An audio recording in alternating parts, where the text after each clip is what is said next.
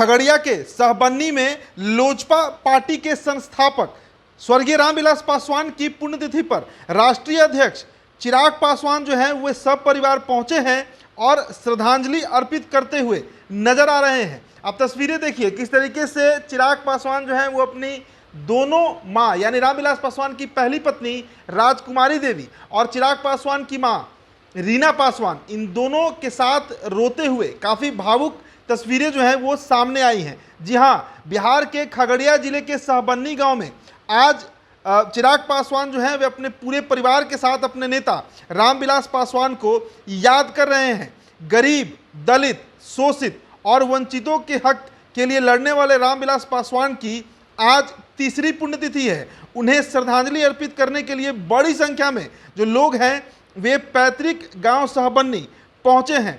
दलित नेता की याद में सहबन्नी में उनकी आदमकद प्रतिमा लगाई गई है, जिसके सामने चिराग पासवान जो है वे अपने पूरे परिवार के साथ श्रद्धांजलि देने पहुंचे, जहां पर वो भावुक होकर रोने लगे अपनी दोनों माओं को पकड़कर। आपको बताएं कि इस मूर्ति का अनावरण जो है वो भी चिराग पासवान के द्वारा ही पिछले साल कराया गया था।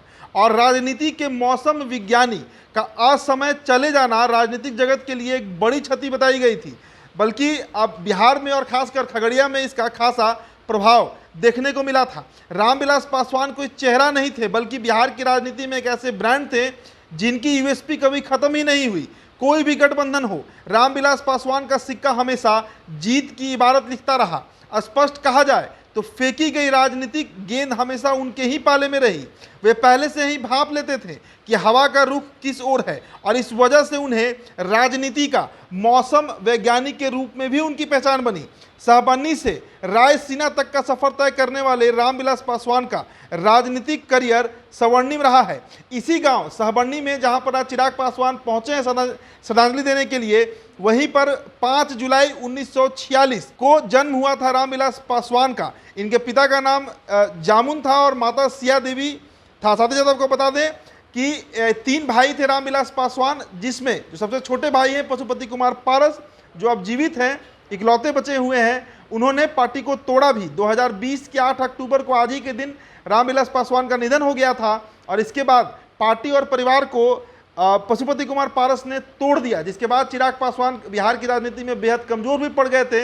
लेकिन समय के साथ पिछले 3 सालों में जिस तरीके से चिराग पासवान ने खुद पर काम किया, खुद की राजनीति पर काम किया, बिहार के लगभग सभी जिलों का जितने बार उन्होंने दौरा किया, इसके बाद चिराग आज एक बार फिर से कमबैक किए हैं। बीजेपी में भी उनकी पूछ जो है वो बढ़ी है। और इन सब के बीच आज 8 अक्टूबर है, साल 2020 से अगर हम काउंट करें तो साल 2023 चल रहा है, यानी तीसरी पुण्यतिथि जो है वो रामविलास पासवान की मनाई जा रही है। जिस कार्यक्रम में चिराग पासवान का पूरा परिवार, उनकी जितने भी बहन हैं, उनके बहनोई हैं, साथ ही साथ उनकी दोनों माँ जो हैं वो भी इस बड़े आयोजन में, इस बड़े कार्यक्रम में मौजूद दिखी हैं।